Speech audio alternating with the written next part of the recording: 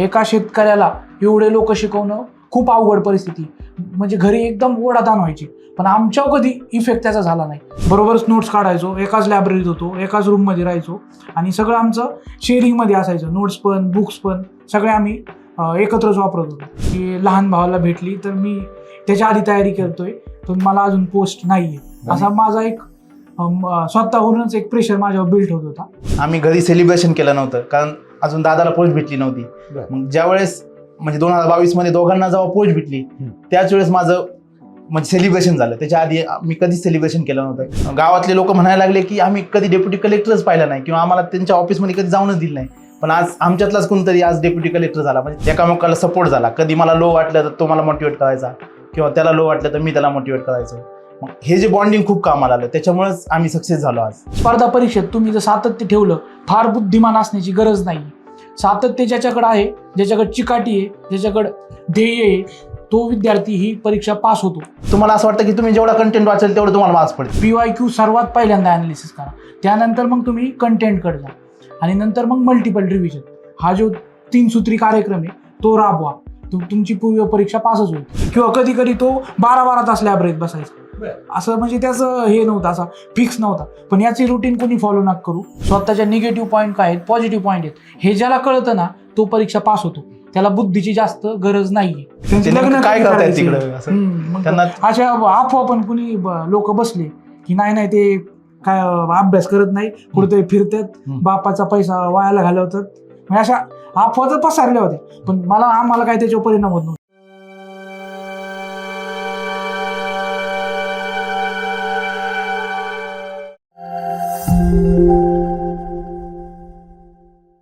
नमस्कार, मी किरण निंबोरे. वास्तव कट्टेवरती आपल्या सर्वांचं स्वागत. आपण वास्तव कट्टेवरती वेगवेगळ्या अधिकाऱ्यांच्या मुलाखती पाहत असतो. काही राजकीय मुलाखती होतात आणि काही अधिकारी जोड्यांच्या देखील मुलाखती आपण वास्तव कट्टेवरती घेतलेल्या आहेत. आज वास्तव कट्टेवरती एक अशी जोडी घेऊन आलेलो आहोत आपण, जे सख्खे भाऊ आहेत आणि एकाच परीक्षेतून दोघांनी पोस्ट काढलेली आहे.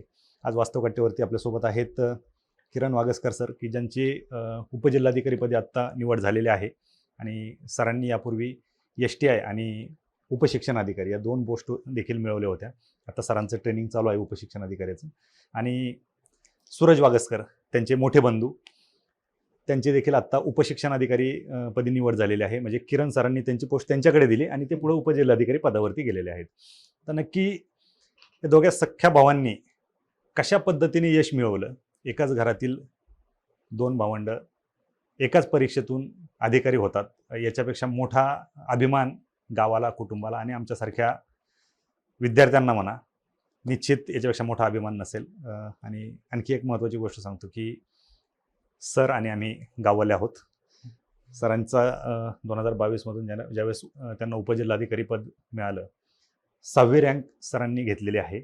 आणि यापूर्वी देखील सरांनी कर निर्धारण अधिकारी या पदावरती देखील मला वाटतं 5 वर्ष तुम्ही काम केलेलं आहे. म्हणजे एकंदरीत नोकरी करत असताना तुम्ही राज्यसेवेतून 6व्या क्रमांकाने डेप्युटी कलेक्टर झालात. आणि मला वाटतं सूरज सरांनी देखील आजपर्यंत MPSCचे 5 इंटरव्ह्यू दिले आणि शेवटी सरांना यश आलं. त्यांचा प्रवास काही थांबलेला नाही आहे.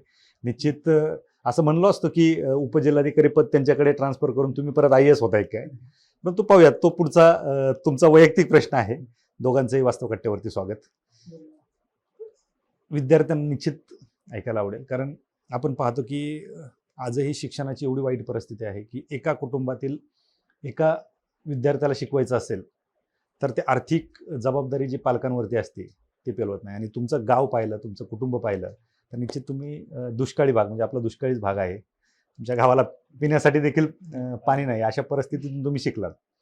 काय एकंदरीत ह्या स्पर्धा परीक्षा क्षेत्रात तुम्ही दोघंही येण्याचं ठरवलं? सूरज सर सुरुवातीला आले, नंतर तुम्ही आलात. काय इकडे काय यायचं का ठरवलं होतं स्पर्धा परीक्षा क्षेत्रात? प्रथमतः मी सर्वांचे धन्यवाद मानतो. स्पर्धा परीक्षेत येण्याचं ठरवलं कारण एक तर आमचा भाग दुष्काळी होता, प्यायला पाणी नव्हतं आणि आमचं म्हणजे पूर्ण गाव रोजंदारीसाठी शेजारच्या गावात जायचं. आमच्या पण गावात यायचं. हां, तुमच्या पण गावात यायचे आणि काहीच नव्हतं. मग पुढे 2-4 लोक एकत्र आले, त्याच्यात माझे वडील पण होते, की याच्यावर काय सोल्युशन असेल. मग त्यांनी एकत्र येऊन जी पाणी अडवा पाणी जिरवा स्कीम आहे ती गावात राबवली. त्याच्यामुळे गावात ॲटलिस्ट पिण्यासाठी आणि थोडं का होईना शेतीसाठी पाणी राहायला लागलं. त्याच्यावर मग कांद्याची शेती व्हायला लागली, कुठं लिंबाची शेती व्हायला लागली. मग थोडं गाव स्टेबल झालं आणि मग हाच विचार म्हणजे जो फॅमिलीकडून आलेला विचार आहे तोच आम्हाला पुढे न्यायचा होता. मग हे नेण्यासाठी स्पर्धा परीक्षा आणि प्रशासन याच्यासारखं दुसरं माध्यम नाही. त्यामुळे आम्ही दोघं पण सुरुवात कुणी आधी केली होती? सुरुवात पहिल्यांदा मी केली. त्याचं कारण म्हणजे लहानपणापासून माझं एक स्वप्न होतं की मी अधिकारी व्हावं. हे स्वप्न कुठून आलं की माननीय चंद्रकांत दळवी ज्यावेळेस आपल्या अहमदनगर जिल्ह्यातील जिल्हा परिषदेचे CEO होते, त्यावेळेस ते आमच्या गावात आले होते. आमच्या गावात पाणलोट क्षेत्र विकासाची कामं चालू होती, ते पाहण्यासाठी आलं होतं. तर त्यांचा जो गावात सन्मान केला गेला की त्यांचा जो रुबाब होता किंवा लोक त्या पद्धतीने त्यांच्याकडे पाहत होते, तर मी जेव्हा बालवयात होतो माझ्या पण मनात कुठंतरी आलं की यांच्यासारखं आपल्याला अधिकार व्हायचं. ते ती जे माझ्या मनात रुजलं होतं ते कंटिन्यू होतं. मग ज्यावेळेस मी इंजिनिअरिंगला असताना MPSCचा रिझल्ट लागला होता आणि माझा क्लासमेट आहे त्याचा भाऊ MPSC थ्रू अधिकारी झाला होता. तर मी मग त्याच्याकडून माहिती घेतली ही परीक्षा काय आहे, या परीक्षेचं स्वरूप कसं आहे, आणि त्यातले जे विषय होते ते माझ्या आवडीचे विषय होते, इतिहास, भूगोल, नागरिकशास्त्र. तर मला हे जमू शकतं. त्यामुळे मग मी एक प्रॅक्टिकल पण आणि माझं जे स्वप्न होतं अशा दोन्हीची सांगड घातली आणि ह्या परीक्षेची तयारी सुरू केली. मग सुरुवात कुठून केली तुम्ही? म्हणजे अभ्यासाला सुरुवात कुठं केली? सुरुवात मी पुण्यातच केली. माझं इंजिनिअरिंग कॉलेज पुण्यात होतं. तर इंजिनिअरिंग कॉलेजला असतानाच मी ह्या परीक्षांची टचमध्ये राहत होतो. इथलच्या अकॅडमीमध्ये यायचो, त्यांचे सेमिनार वगैरे असतील ते अटेंड करायचो. परत जे अधिकारी होते त्यावेळेस खरं तर अधिकारी भेटत नव्हते जास्त, तर दुर्मिळ होते किंवा माझा तसा तेवढा संपर्क नव्हता. पण जे पण असतील तर त्यांच्याशी प्रत्यक्ष तिथे जाऊन भेटायचो, त्यांच्याकडून ती माहिती घ्यायचो. यूट्यूबला त्यावेळेस एवढी माहिती नव्हती आणि तसा सोर्स पण नव्हता की कुठून माहिती आपल्याला घेता येईल. त्यामुळे मी अशीच पार्टमध्ये माहिती कलेक्ट केली आणि ह्या परीक्षांना सुरुवात केली. आणि जसं मी पुढे जायला लागलो, जसे आपल्याला म्हणतात की आपल्याला एखाद्या ठिकाणी जायचं असेल तर आपण विचारत जात असतो आणि शेवटी आपल्याला ज्या ठिकाणी जायचंय त्या ठिकाणचं आपल्याला ठिकाण सापडतं. तसं माझा हा प्रवास सुरू झाला. त्यामुळं बरेच वर्षे लागली, पण ही मी इन्व्हेस्टमेंट समजतो. लोक त्याला वाया गेले असं समजत असतील, पण मी वाया गेला अजिबात समजत नव्हतो. नाही, कारण माझा इतका सारा बदल झाला आणि मी एक कॉन्फिडंट व्यक्ती झालो. म्हणजे समज आता जर माझ्या जीवनात कोणतीही समस्या आली तर ती मी टॅकल करू शकतो आणि तो एक कॉन्फिडन्स आहे माझ्याकडे. त्यामुळं इन्व्हेस्टमेंट आहे माझी, वाया गेली असं मला कळत नाही. तुम्ही इंजिनियर झालात, एकतर आपला दुष्काळी भाग सगळा. इंजिनियर होणं म्हणजे खूप मोठी गोष्ट आहे. घरच्यांना वाटलं असेल की मुलगा इंजिनियर झालाय तर मोठ्या पगाराची नोकरी मिळेल, पण ती नोकरी सोडून तुम्ही स्पर्धा परीक्षेकडे वळले. घरून विरोध नाही झाला का तुम्हाला? म्हणजे घरी पप्पांना मी सांगितलं की मला स्पर्धा परीक्षांची तयारी करायची, तर ते शिक्षणाबद्दल ते कायम सपोर्टिव्ह होतं. कारण त्यांना पण शिकण्याचं आवड होती, पण त्यांना काही कारणास्तव त्यांना शिकता नाही आलं. ते एकदम हुशार विद्यार्थी होते. 10वीला तालुक्यात आपल्या पहिले आले होते आणि तर मॉडर्न कॉलेजला त्यांनी ॲडमिशन घेतलं होतं, पण काही कारणास्तव त्यांना ते मध्येच सोडावं लागलं. त्यानंतर त्यांनी त्यांची जी स्वप्न होते ती आमच्यात पाहिली. त्यामुळे आमचा जो डिसिजन होता त्याला ते कायम सपोर्ट करायचे. मग शिक्षणासाठी त्यांनी सगळी त्यांची कमाई असेल किंवा इन्व्हेस्टमेंट असेल फक्त आमच्या शिक्षणावर इन्व्हेस्ट केली. आम्ही 6 भावंड, सख्खे आणि चुलत एकाच वेळी शिकत होतो आणि सर्वांना माहिती आहे एका शेतकऱ्याला एवढे लोक शिकवणं खूप अवघड परिस्थिती. म्हणजे घरी एकदम ओढाताण व्हायची, पण आमच्यावर कधी इफेक्ट त्याचा झाला नाही.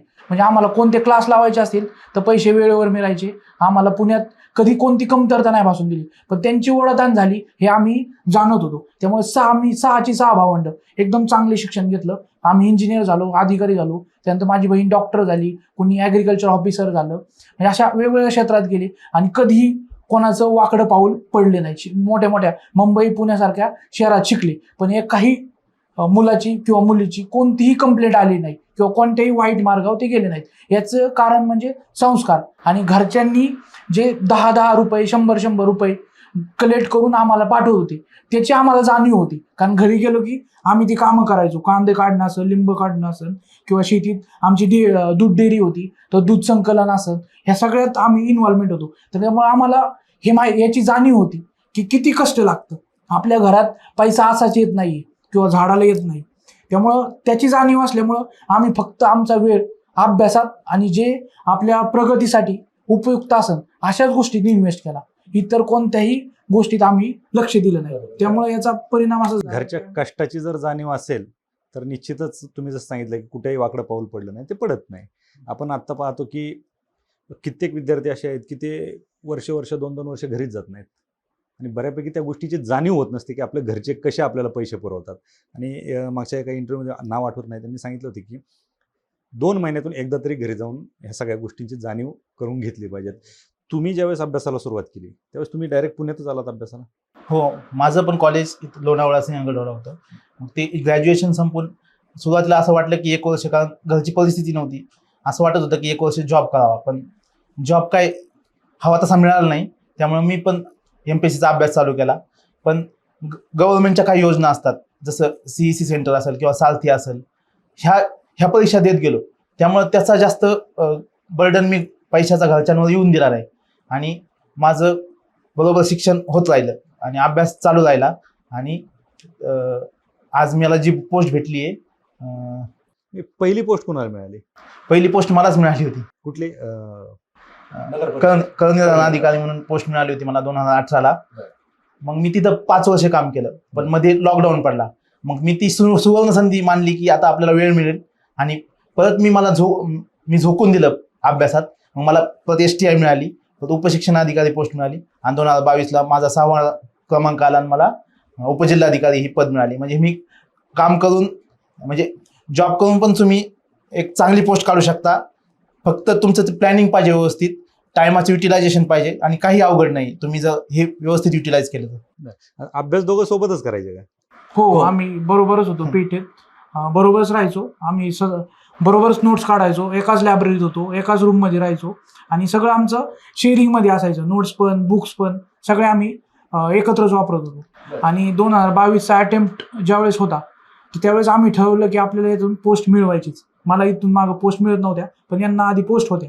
मग जे लागतं असं सगळ्या गोष्टी मी 22च्या अटेम्प्टसाठी केल्या. म्हणजे नोट्स काढल्या, परत रिव्हिजन केल्या, ग्रुप डिस्कशन केलं, टेस्ट सिरीज, म्हणजे जे लोक सांगतात किंवा टॉपर सांगतात अशा सगळ्या स्ट्रॅटेजी मी त्यावेळेस वापरल्या. इंटरव्ह्यूची आम्ही चांगला एक ग्रुप बनवला होता आणि काही एक्स्ट्रा ॲक्टिव्हिटीज केल्या. उदाहरणार्थ की अधिकाऱ्यांना भेटणं किंवा एखादं गाव असेल त्या ठिकाणी जाणं. इथे पुण्याच्या आसपास जिथं चांगले चांगले गावं आहेत अशा गावांना आम्ही भेट दिली. उदाहरणार्थ उदाची वाडी या ठिकाणी पाणलोट क्षेत्राचं कामं चालू होते, तर त्या ठिकाणी भेट दिली. नक्की तिथं कामं कोणते चालतात. परत तिथं पोलीस स्टेशनला भेट दिली, झोपडपट्टी आहे तिथं भेट दिली. म्हणजे प्रत्यक्ष आपल्याला अनुभव आला पाहिजे. परत अधिकारी कसे कामं करतात. इथं स्वारगेटला जे कार्यालय आहे, पोलीस कार्यालय, त्या ठिकाणी भेट दिली होती. त्या सरांनी आम्हाला बराच वेळ दिला आणि त्यांची कामं करता आमच्या संग ते संपर्क साधत होते. त्यामुळे त्यांच्या कामाची नक्की व्याप्ती काय आहे, त्यांचं कामाचं स्वरूप काय आहे हे आम्हाला त्याचा अंदाज येत होता. मग त्याचा इंटरव्ह्यूला चांगला फायदा झाला मला. एका अधिकाऱ्याला काय गोष्टी गरजेच्या असतात या सगळ्या तुम्ही जाणून घेत होतात. मग अभ्यास कसे करायचे सोबत तुम्ही दोघं? म्हणजे 2018 पर्यंत आम्ही सोबतच होतो. आम्ही बऱ्यापैकी सोबत अभ्यास केला होता. पण 2018ला आम्हाला कळायला लागलं की आपलं काहीतरी चुकतंय. मग आम्ही त्याच्या शोधात गेलो की चुकतंय काय नेमकं. आपण तर अभ्यास पण व्यवस्थित करतोय, सगळं व्यवस्थित करतोय, नोट्स काढतोय. मग आम्ही जे टॉपर्स आले होते त्यांची भेट घेण्याची सुरुवात केली. मग त्यांनी आम्हाला सांगितलं की हे तुझं इथं चुकतंय. मग त्यात PYQ असेल तिचं आमचं दुर्लक्ष होत असेल किंवा सिलेबस असेल की आम्ही सिलेबस व्यवस्थित पाहत नव्हतो. ह्या गोष्टी आम्ही तिथं युटिलाइज केल्या. आणि आता 19ला मला टाईम भेटला नाही, कारण माझी पोस्टिंग त्या गोष्टी मला टाईम भेटला नाही. त्यामुळे माझा तो अटेम्प्ट वाया गेला. पण दादाचं तो इंटरव्ह्यूला गेला होता. परत मग लॉकडाऊन झाल्यावर परत आम्ही सोबत आलो आणि आम्हाला सोबत अभ्यास करायचा सवय असल्यामुळे परत एकदा तो योग जुळून आला. आम्ही व्यवस्थित अभ्यास केला आणि 2021ला दोघांना पण पोस्ट मिळाली. अभ्यास करताना पहिला इंटरव्ह्यू त्यांनी दिला, पण पोस्ट मिळाली. ज्यावेळेस तुम्हाला पहिली पोस्ट तुम्हाला मिळाली त्यावेळेस घरून असे म्हणले नाहीत का, अरे मोठ्याने दोघं अभ्यास करताय, बारक्याला पोस्ट मिळाली, तुला अजून मिळाली नाही, असं घरून कुणी काही बोललं नाही? नाही, तो घरून नव्हते बोलत कोणी, पण तो माझा एक मेंटली प्रेशर माझ्यावर बिल्टच व्हायचा की लहान भावाला भेटली तर मी त्याच्या आधी तयारी करतोय, तर मला अजून पोस्ट नाहीये, असा माझा एक स्वतःहूनच एक प्रेशर माझ्यावर बिल्ट होत होता. पण एक्झामनी एक सवय लावली होती की कोणत्या पण गोष्टीला न्यूट्रल राहायचं. 1-2 दिवस वाईट वाटायचं, त्यानंतर तिसऱ्या दिवशी मी परत माझ्या त्याच गतीने अभ्यासाला सुरुवात करायचो. मला जेव्हा पहिली पोस्ट भेटली होती आम्ही घरी सेलिब्रेशन केलं नव्हतं, कारण अजून दादाला पोस्ट भेटली नव्हती.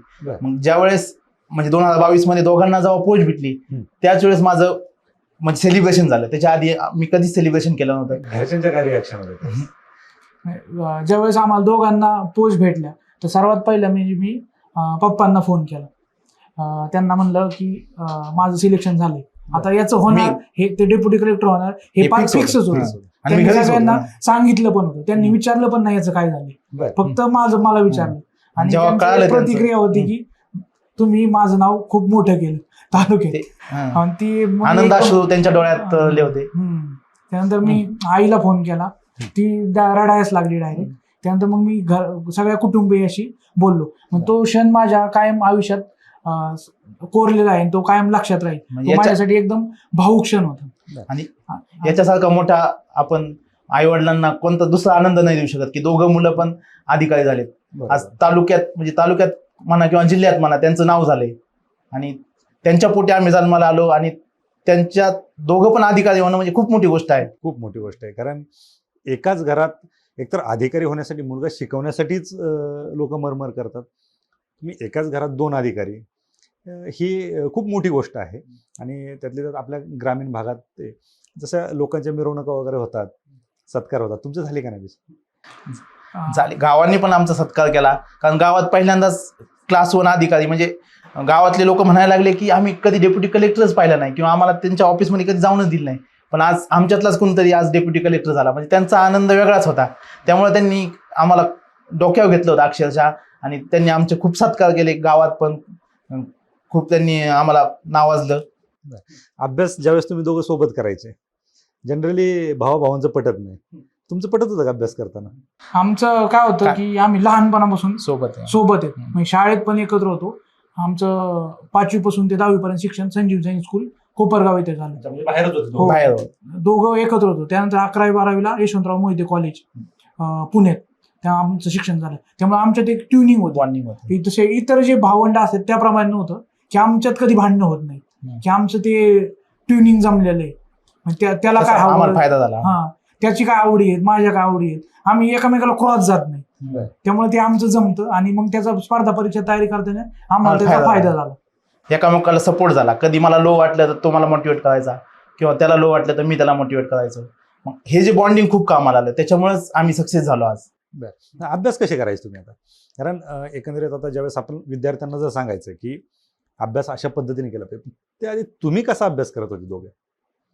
आम्ही कसं नियोजन कसं असायचं, किंवा तुमची स्ट्रॅटेजी काय असायची? त्याच्याविषयी जे वीक आहेत ते मी समजून सांगायचो, किंवा मग मला काही प्रॉब्लेम आला तर तो मला समजून सांगायचा, आणि आम्ही एकत्रित नोट्स काढल्या होत्या.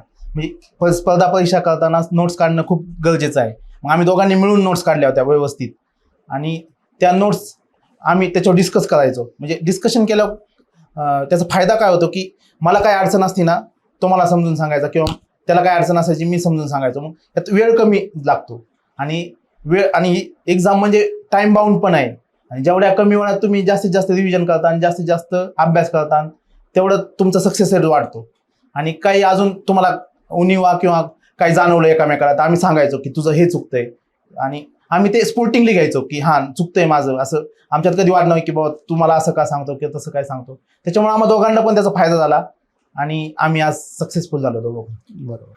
जनरली काय असतं, आपल्याला जर कोणी सजेशन केलं की तुझं हे चुकतंय, तर दुसरा कोणी असेल तर त्याच्या विषयी आपण शासंक असतो, तो बरोबर सांगतोय का नाही. पण तर आपल्या कुटुंबातील आपला भाऊच जर सांगत असेल तर आपल्या मनात शंकाच नाहीत, की आपल्याला वाटतं की हे माझं चुकतंय, आणि मी त्याच्यावर डायरेक्ट वर्क करायला सुरुवात करायचो. मग त्याचा असा फायदा व्हायचा की आपल्याला खरं सांगणारा व्यक्ती आपल्या जवळ होता, आणि तो जो सांगतोय खरंच माझे चुकत असेल मग मी त्याच्यावर काम करायला सुरुवात करायचो. म्हणजे आम्ही PYQ अनालिसिस, मग त्याचे माझे कधी कधी त्यावर दुर्लक्ष व्हायचं, पण हा कायम PYQ अनालिसिसवर भर देत होता, आणि मी कंटेंटवर भर द्यायचो. मग माझं हे चुकत होतं की माझा कंटेंट होता पण PYQ अनालिसिस नव्हतं. मग ती अशा पद्धतीने मी स्वतःला इम्प्रूव्हमेंट करत जायचो. त्यामुळे आमचं एकत्रित जे इम्प्रूव्हमेंट होतं ते फास्ट होत होतं. मग अशा पद्धतीने एकमेकांचा फायदा होतो. आणि आमचं ठरलेलं असायचं, म्हणजे परीक्षा झाली की दुसऱ्या दिवशी बसायचं तो पेपर घेऊन, तुझं काय चुकलं माझं काय चुकलं. मग यांनी काय व्हायचं की नेमकं आपलं चुकतंय कुठं हे समजलं ना एकदा, म्हणजे परीक्षा हीच आहे, चुकातून शिका हीच हीच स्पर्धा परीक्षा म्हणजे चुकातून शिकायचे. जेवढं तुम्ही ते रेक्टिफाय करत जाता हळूहळू प्रत्येक अटेम्प्टला, तेवढं तुमचं प्रोबॅबिलिटी वाढते सक्सेस होण्याची. आणि आम्ही ते दोघांनी तेच केलं. बरोबर. म्हणजे ज्यावेळेस दोन मित्र अभ्यास करत असतात त्यावेळेस जरी दोघांनी एकमेकांच्या चुका सांगितल्या तर किती विश्वास ठेवायचा याच्यावरती शासंक असतात. तुम्ही जसं सांगितलं की भाऊ काही चुकीच सांगू शकत नाही. हा एक कॉन्फिडन्स आणि तुमच्या दोघांमधलं बॉन्डिंग आणि विश्वास. कारण घरातली व्यक्ती कधी आपल्याविषयी चुकीचं सांगू शकत नाही किंवा आपल्याला कुठली गोष्ट चुकीच सांगत नाही आणि याचा निश्चित तुम्हाला याच गोष्टीचा जास्त फायदा झाला असेल. काय एकंदरीत नवीन विद्यार्थी ज्यावेळेस अभ्यास करतात तुमच्या सगळ्या अनुभवावरून काय सांगाल तुम्ही, कशा पद्धतीने त्यांनी अभ्यास केला पाहिजे किंवा कशा पद्धतीने तुमची स्ट्रॅटेजी असायची अभ्यासाची? सर्वात पहिल्यांदा जो नवीन विद्यार्थी येतो ह्या परीक्षांविषयी त्यांनी सर्व गोष्टी माहीत करून घ्यायला हवी. कारण ह्या परीक्षेची तयारी करणारा ग्रामीण भागातला शेतकरी कुटुंबातला विद्यार्थी असतो.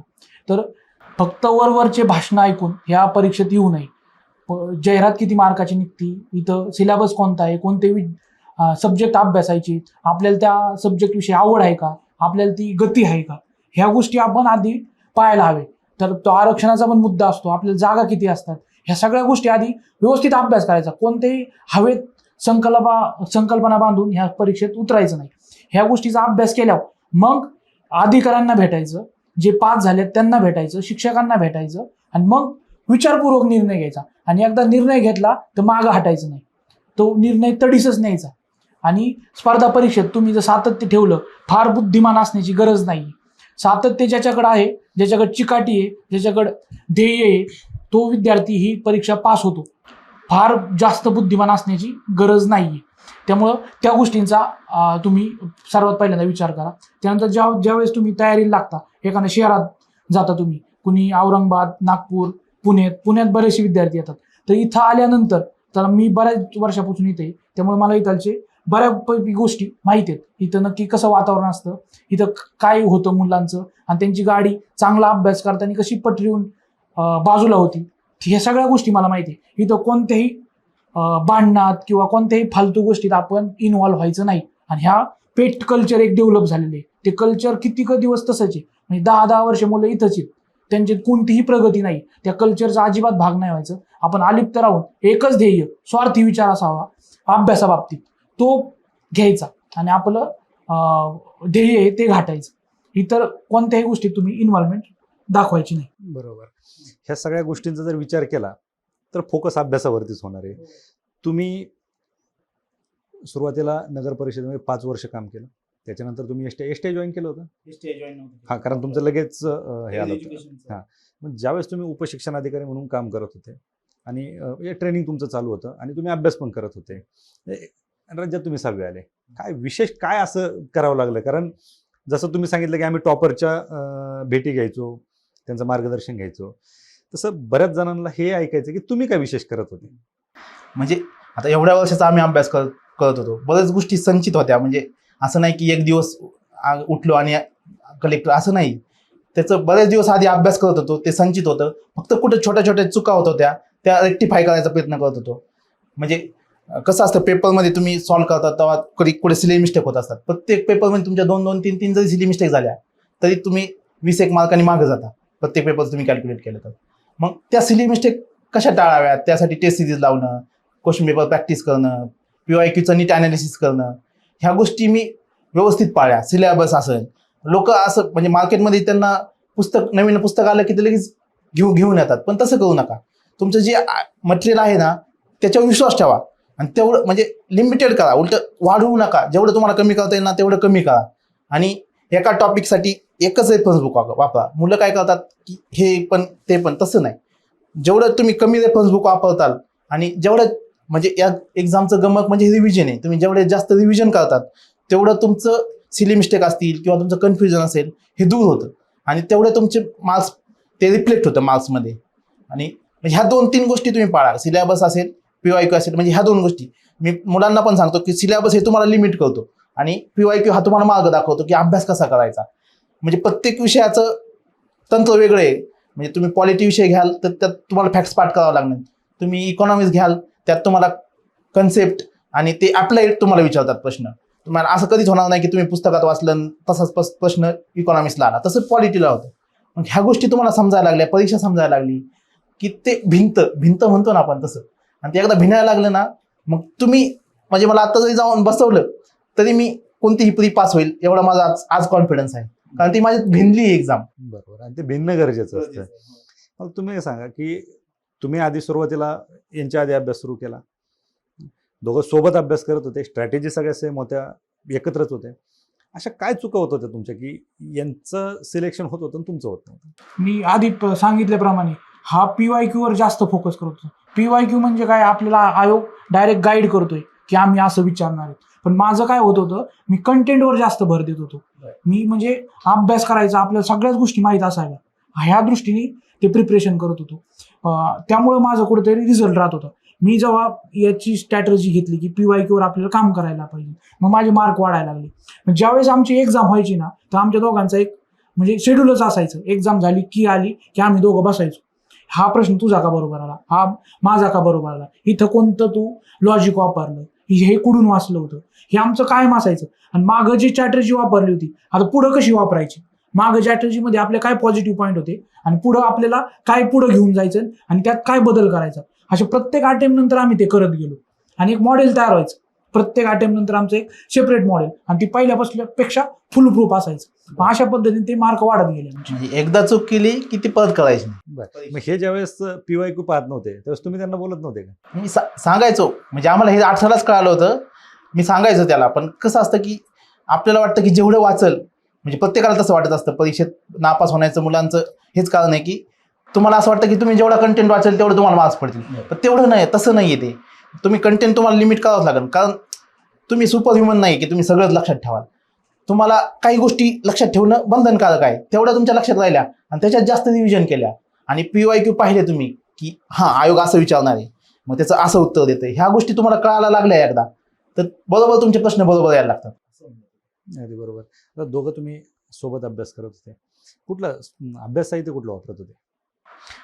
अभ्यास साहित्य हे जे मार्केटमध्ये आहे ना, त्याच्यापेक्षा वेगळं काही वापरत नव्हतं. म्हणजे जे आहे ना तेच, पण तेच सांगितलं की त्याच्या आम्ही नोट्स तयार केल्या होत्या. म्हणजे मुलं खूप विचारतात की नोट्स तयार करायच्या का नाही, पण मी म्हणतो की तो खूप इसेन्शियल गोष्ट आहे एक पोस्ट मिळवण्यासाठी किंवा टॉपर येण्यासाठी. तुमच्या नोट्स असतील तर त्याचा फायदा काय होतो की तुम्हाला पुस्तक तीनदा वाचावं लागत नाही. म्हणजे एखादं पुस्तक तुम्हाला जर सुरुवातीला 10 दिवस लागतील, दुसऱ्या वेळेस समज 7 दिवस लागतील, हा टाइम तुम्हाला जेवढा रिड्यूस करता येईल ना एक पुस्तक रिवाईज करायचा, तेवढा करा. म्हणजे माझ्या नोट्स अशा झाल्या होत्या की मी एक विषय एका दिवसात संपवायचो, म्हणजे एवढं माझं ते स्पीड आलं होतं. त्यामुळे माझ्या खूप रिव्हिजन व्हायचे अशा. जेवढ्या रिव्हिजन जास्त तेवढं लक्षात राहणार आणि तेवढंच मला कन्फ्युजन होणार नाही एक्झाममध्ये, आणि त्याचं माझं मार्क्स माझे रिफ्लेक्ट होईल. बरोबर. आता 1 डिसेंबरला राज्यसेवेची बहुप्रतीक्षित परीक्षा होते, पूर्वपरीक्षा. काय सांगाल की आता राहिले 2 महिने, असं 2 महिने राहिले असं गृहीत धरूया आपण की 2 महिने पूर्वपरीक्षेची जर तयारी करायची किंवा पूर्वपरीक्षेमधून तुम्हाला मेन्सकडे जायचंय, तो जर प्रवास करायचा आहे, तर कशा पद्धतीने स्ट्रॅटेजी असली पाहिजे विद्यार्थ्यांची? दोघांकडून पण उत्तर अपेक्षित. आता ही परीक्षा 4दा पुढे गेलेली आहे. बऱ्याच जणांनी याचा म्हणजे 4दा अभ्यास केलेला आहे. मग ज्यांनी सुरुवातीपासून अभ्यास केलेला आहे त्यांना मी एवढीच सांगू इच्छितो की तुम्हाला फक्त आता ती रिव्हिजन करायची, त्याचं जास्त करायचं नाही. आणि तुम्हाला काही थोडा फार टाईम मिळेल तो तुम्ही मेन्सला देऊ शकता एखादा महिना, आणि राहिलेला वेळ तुम्ही प्रीला द्या, असं करा. आणि कसं आहे की आता आयोगाने एवढी एक्झाम पुढे नेली आहे, मला नाही वाटत की आता आयोग प्री आणि मेन्समध्ये जास्त तुम्हाला वेळ देईल. म्हणजे माझ्या मते 3 किंवा 4 महिने एवढा वेळ पाहिजे एका नवीन विद्यार्थ्याला कॅचअप करण्यासाठी. खूप सिलेबस मोठा आहे आणि एवढं सगळं करायचं तर ॲटलिस्ट 4 महिने तर पाहिजेत. पण हाच जर आयोगाने वेळ 3 किंवा 2.5 महिने दिला तर जे नवीन मुलं आहेत जे सुरुवातीलाच मेन्सचा अभ्यास करतात त्यांच्यासाठी खूप अवघड जाईल. त्यामुळे असा प्रयत्न करा की आत्ताच एखादे 2 विषय तुम्ही मेनचे संपवा की तुम्ही ते कधीच वाचले नसतील, जसं HRD असेल किंवा ॲग्री असेल किंवा सायन्स अँड टेक्नॉलॉजी तुम्ही कधीच वाचलं नसतं, आणि जेव्हा सुरुवातीला वाचायचं तेव्हा त्याला खूप टाइम लागतो. मग हे जर तुम्ही केलं तर तुमचा सक्सेस रेट वाढेल, कारण तुम्हाला कॉम्पिट कोणाशी करायचं आहे, ज्यांचा ऑलरेडीच असा अभ्यास झाला, यांच्याकडे पोस्ट आहेत, ह्या लोकांशी तुम्हाला कॉम्पिट करायचं आहे म्हणल्यावर त्या दृष्टीने तयारी असावी. आणि खूप अवघड नाही आहे असं काही, फक्त स्ट्रॅटेजी फॉलो करा व्यवस्थित. तुम्ही काय सांगता? राज्यसेवा पूर्वपरीक्षा 2024 जर तुम्हाला खरं पास व्हायचं असेल तर सर्वात पहिल्यांदा 13 ते 23 जेवढे पण क्वेश्चन पेपर झाले पूर्वपरीक्षेचे, जी चूक तुम्ही केली ती त्यांनी करायची, तुम्ही ती चूक करू नका. PYQ सर्वात पहिल्यांदा अनालिसिस करा, त्यानंतर मग तुम्ही कंटेंटकडे जा आणि नंतर मग मल्टिपल रिव्हिजन. हा जो तीन सूत्री कार्यक्रम आहे तो राबवा. तुमची पूर्व परीक्षा पासच होईल. आणि पूर्व परीक्षेला जाताना एक मानसिकता बनवा की 50%च आपल्याला आपल्या अभ्यासातलं येणार आहे. 50% असा क्वेश्चन आहे की तुमच्या अभ्यासातला तो नसणार आहे. एकदा तो तुमची मानसिकता बनली ना, तो तिथं प्रेशर बिल्ड होत नाही. कारण काय होतं की तुम्ही किती वर्ष तयारी करा, पण असे क्वेश्चन येतात की तुम्ही ते वाचलेले नसतात किंवा ते तुमच्या अभ्यासाचे पार्ट पण नसतो. पण आपल्या जर आधी प्रिपरेशन असेल, मेंटली प्रिपेअर, तर अशा क्वेश्चनला आपण तयार राहतो. एकदा तुमच्या अभ्यासातले बरोबर आले, मग नंतर तुम्ही लॉजिक वापरा किंवा PYQचे अनालिसिस, त्याचा फायदा होतो. आणि तुमचा एक जो कंटेंट बिल्ड झालेला आहे आधी, त्याचा वापर करा जे अननोन क्वेश्चन टॅकल करण्यासाठी. पण आधी तुम्हाला माहित पाहिजे की अननोन क्वेश्चन येणार आहेत, तर त्यावेळेस तुम्ही त्याला टॅकल करू शकता.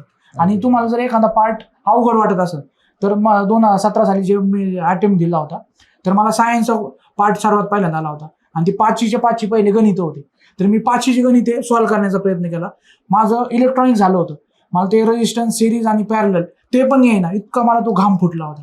माझ्या मनात लगेच स्ट्रॅटजी मी त्या ठिकाणी बदलली आणि मी पॉलिटीकडे गेलो. पॉलिटीचे 15चे 15 क्वेश्चन मला आले आणि नंतर मग मी शेवटी ते 5 क्वेश्चन घेतले आणि त्यातले 4 मला सॉल्व्ह झाले. म्हणजे असे तुम्हाला त्या स्ट्रॅटजी पण बदलता आल्या पाहिजे.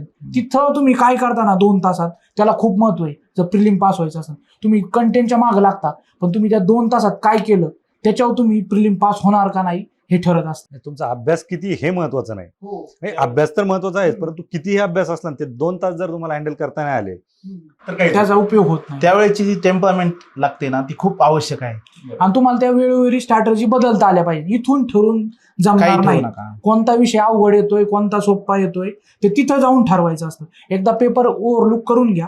जो तुम्हाला सोपा वाटतोय तो पहिल्यांदा घ्या. एकदा तुमचा एक कॉन्फिडन्स आला की पेपर सोपा आहे, तर मग अवघड पण गोष्टी आहेत त्या तुमच्या बरोबर यायला लागतात. बरोबर. म्हणजे मनात असं इंटरप्रिटच होऊन द्यायचं नाही की हा प्रश्न अवघड आहे का हा सोपा आहे. कारण तुम्हाला जर तो अवघड आहे ना, सगळ्यांनाच अवघड आहे. आणि एक प्रश्न सोडला ना, तो तिथं सोडून द्यायचा. पुढचा सोडवताना त्याचं बॅकलॅश मनात ठेवायचा नाही. हा, मी जी स्ट्रॅटेजी वापरत होतो ना, मी काय करायचो, प्रत्येक प्रश्नाकडं एक न्यूट्रल भावाने पाहायचं. म्हणजे तो सोपा आहे किंवा अवघड आहे याचा विचारच नाही करायचा किंवा त्या क्वेश्चनला इंटरप्रिटच नाही करायचं. आपलं काय लॉजिक आहे सर्वात पहिल्यांदा, म्हणजे तो कंटेंटचा भाग आहे का, मला तो लॉजिकली सॉल्व्ह करता येतो का, मला इलिमिनेशन वापरता येतात का, किंवा मला वेग लॉजिक वापरता येते का. आयोगाचे वेग लॉजिक माहिती आहेत सर्वांना की ब्रॅकेट मधलं आहे, मोठं सेंटेन्स आहे, ह्या काही वेळेस वर्क होतात, त्याच्यावर पण विश्वास ठेवा. पण पूर्ण पेपर त्या लॉजिकनी सॉल्व्ह करू नका.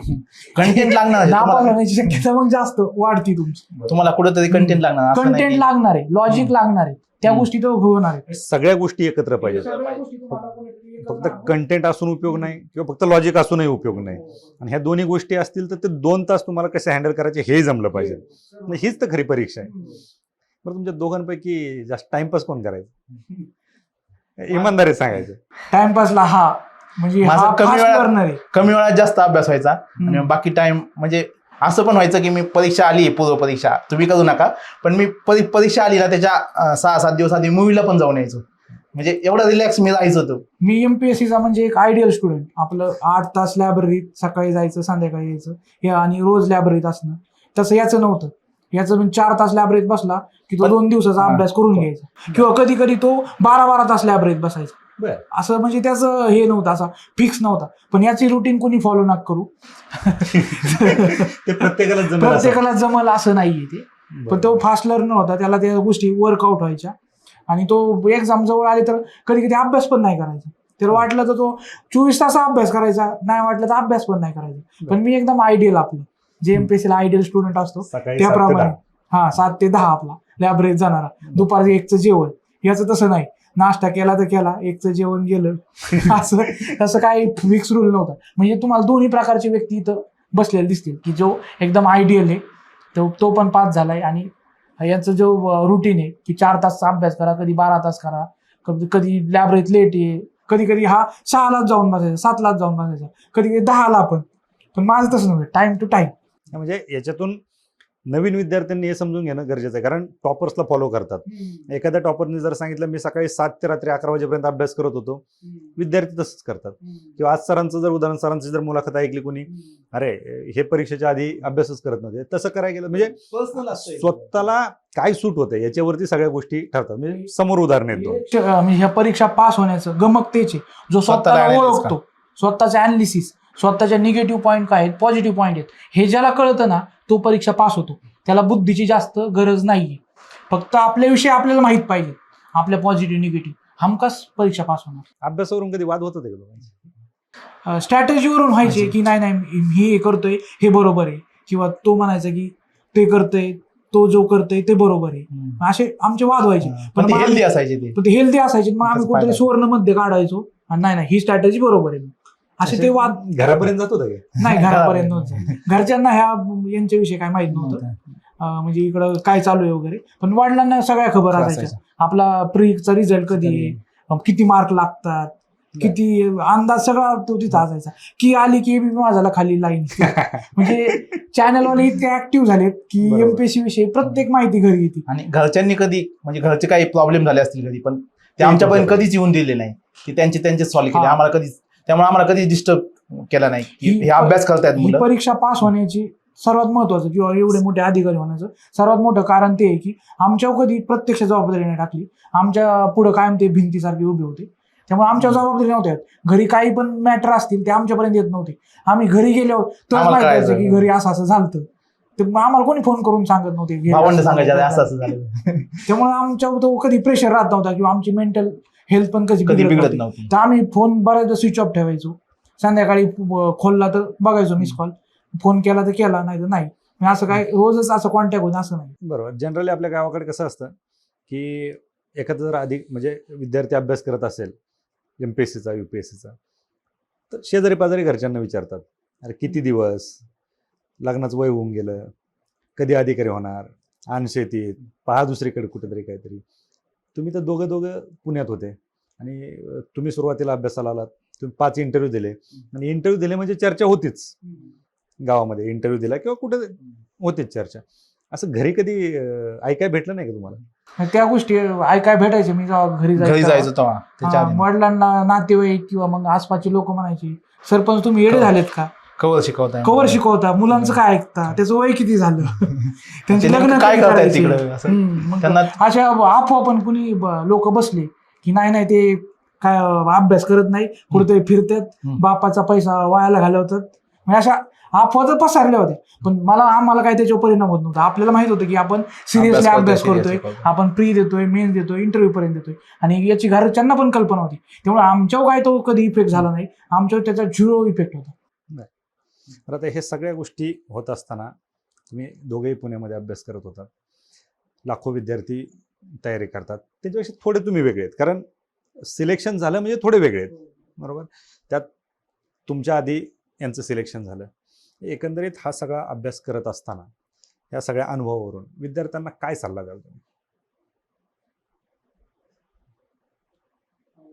या परीक्षांचा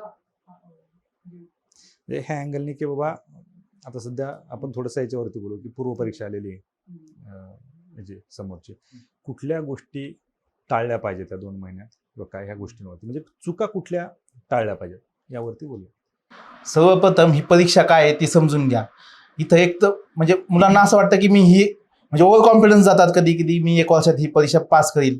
पण नीट समजून घ्या की इथं 1 वर्षात पण होऊ शकता तुम्ही, किंवा तुम्हाला 2-3 किंवा पंचवार्षिक योजना पण तुमची होऊ शकते. हे तुमची मनाची तयारी ठेवा की कुठं थांबायचं. मग परत तुमचा प्लॅन बी असेल तर उत्तमच आहे. दुसरी गोष्ट टाळणं म्हणजे मोबाईल, सोशल मीडिया ह्या गोष्टी.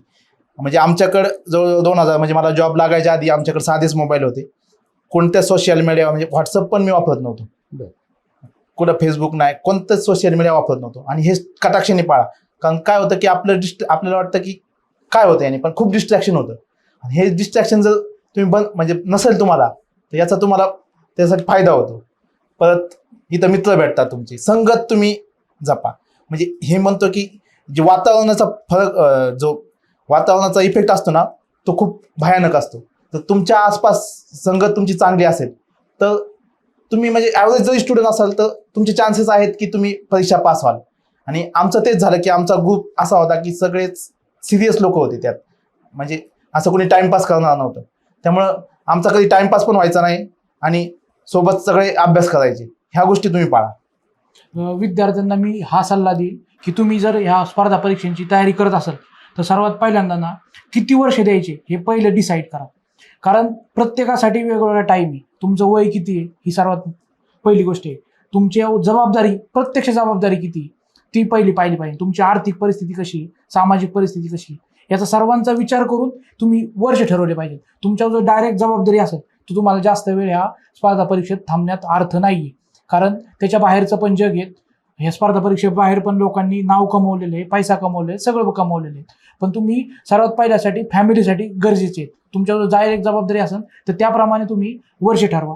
आणि ह्याच परीक्षेला कुणीच सांगू शकत नाही. किती IITचा मुलगा असला तरी पण ही परीक्षा पास होईल याची कोणतीही गॅरंटी नाही. आणि नाही झालेली IIT परीक्षे आमच्याबरोबर लोकांनी दिलेले आहेत. IIT बॉम्बे वगैरे तिथून सुटलेत पण हीच परीक्षा पास झाली नाही. त्यामुळे कुणीही सांगू शकत नाही. त्यामुळे तुमचा प्लॅन बी हा तयार असायला पाहिजे. आणि तुम्ही ह्या परीक्षांसाठी एकदम अटॅच होऊ नका की मी ही परीक्षा पास झालो तरच माझा आयुष्यात खरं अर्थ आहे किंवा अर्थ नाही. असं काय करू नका. ह्या परीक्षेला जीव की प्राण हे बनवू नका. तुम्हाला जर हे परीक्षा एक जर्नी आहे म्हणून एन्जॉय करा. झाले तर उत्तम चांगलं काम करा. नाही झालं तर लवकरात लवकर ह्या क्षेत्राच्या बाहेर पडून तुमचा मार्ग तुम्ही शोधा. बरोबर. म्हणजे मी नेहमी सांगत असतो की योग्य वेळी घेतलेली एक्झिट हे कुठल्याही यशापेक्षा कमी नाहीये. स्पर्धा परीक्षा क्षेत्रात तरी निश्चित या सगळ्या गोष्टी आहेत. आता तुम्ही उपशिक्षण अधिकारी झाला, यांची पोस्ट तुमच्याकडे आली. जसं तुमच्या घरामध्ये सरपंच पद मला वाटतं वारसा हक्काने, जसं मला 20-25 वर्ष तुमच्या घरातच होतं ना सरपंच पद, तसं एक पोस्ट यांच्याकडची आता तुमच्याकडे आली. आता जी पोस्ट यांच्याकडे तिच्यासाठी प्रयत्न चालू आहेत का नाही? हो, निश्चितच 2024चा अटेम्प्ट मी देतोय. त्याची तयारी पण करतोय. पण ते एक्झाम कायम पुढे जात आहे.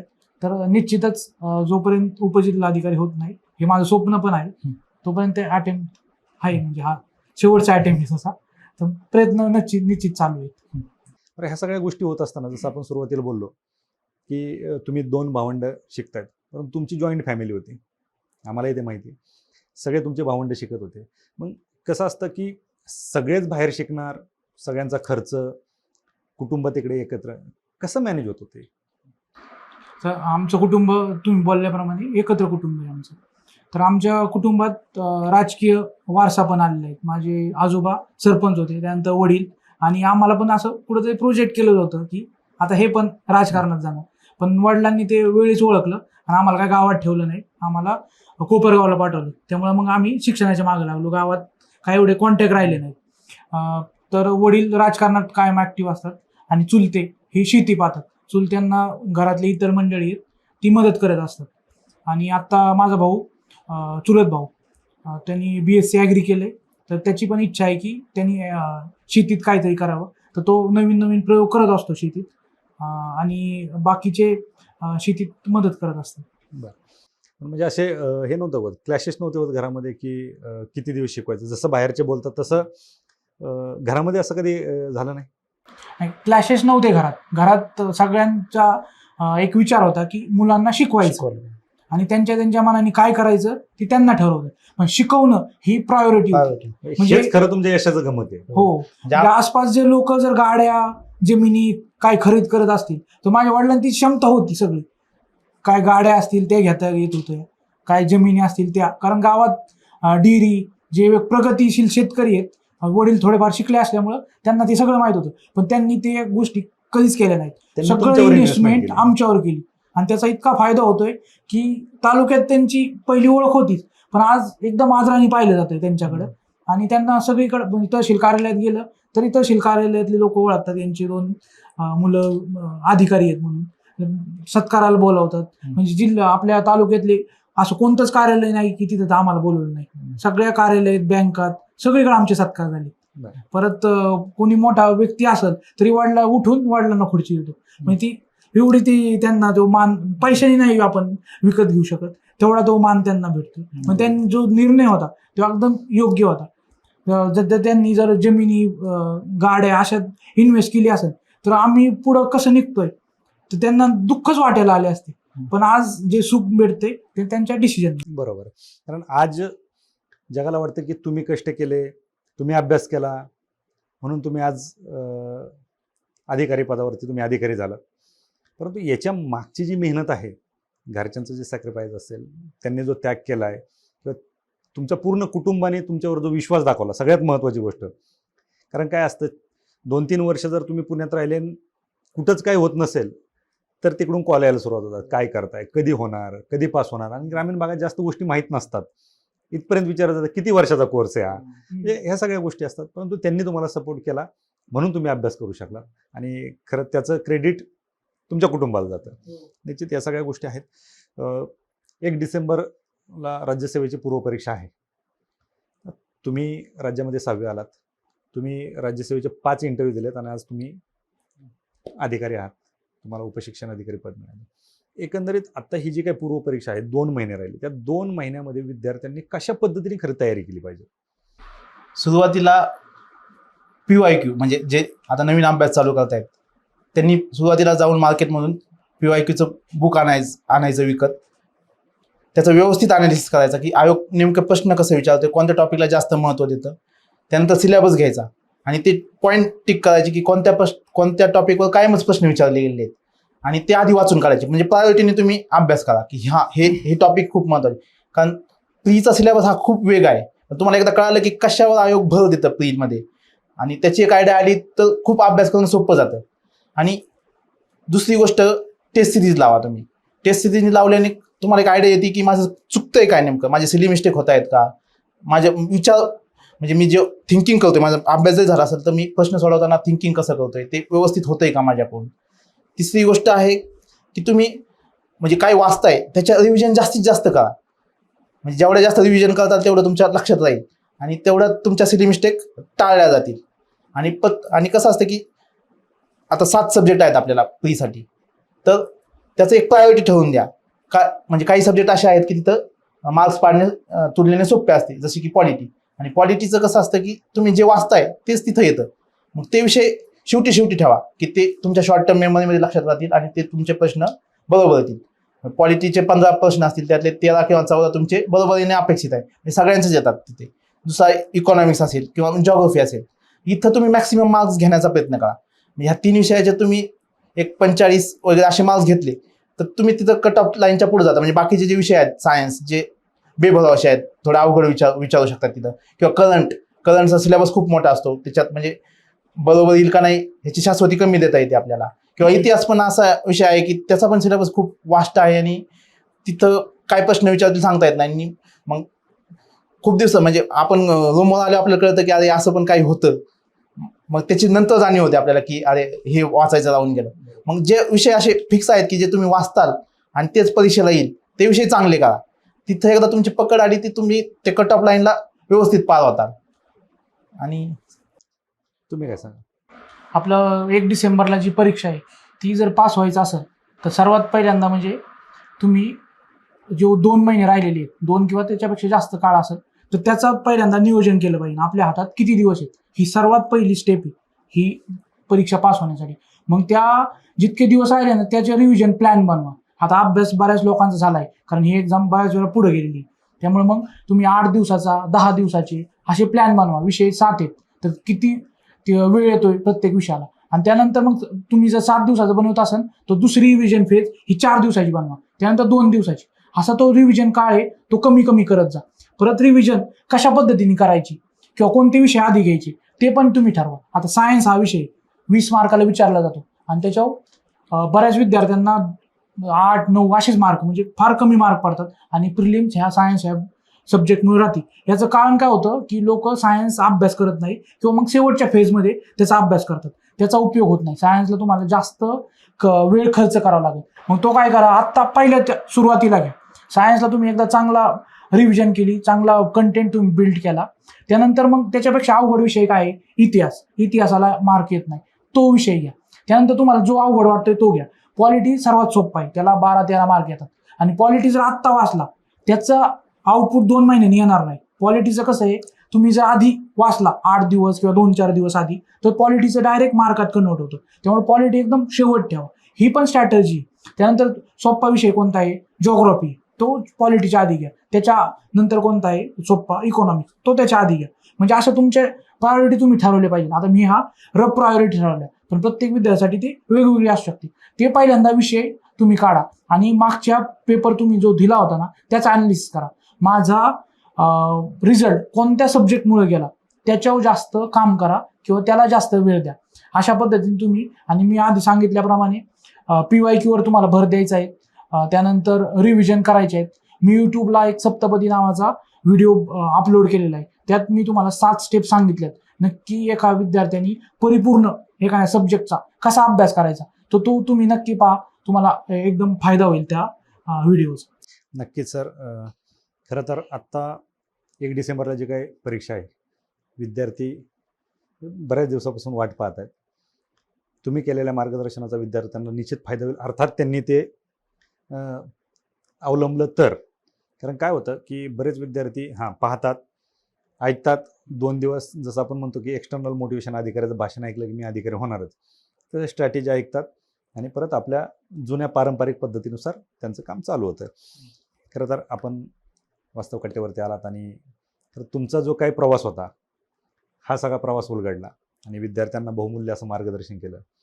आणि खरं तुमच्याबरोबर गप्पा मारून छान वाटलं. कारण गाववाल्यासोबत पहिल्यांदा कुठेतरी वास्तव कट्ट्यावरती गप्पा मारतोय आणि आपल्याला माहिती आहे की जवळचीच लोक दुर्लक्षित होतात. परंतु असं होणार नाही. नगरच्या बऱ्याच अधिकाऱ्यांना आपल्याला बोलवायचं आहे. तुम्ही वास्तव कट्ट्यावरती आलात आणि आमच्यासोबत गप्पा मारल्या त्याबद्दल खूप खूप आभार. थँक्यू. आणि तुम्हाला तुमच्या भावी वाटचालीसाठी म्हणजे यांच्याकडून हस्तांतरित पोस्ट करण्यासाठी शुभेच्छा आणि तुम्हाला देखील तुमच्या भावी वाटचालीसाठी खूप खूप शुभेच्छा. थँक्यू.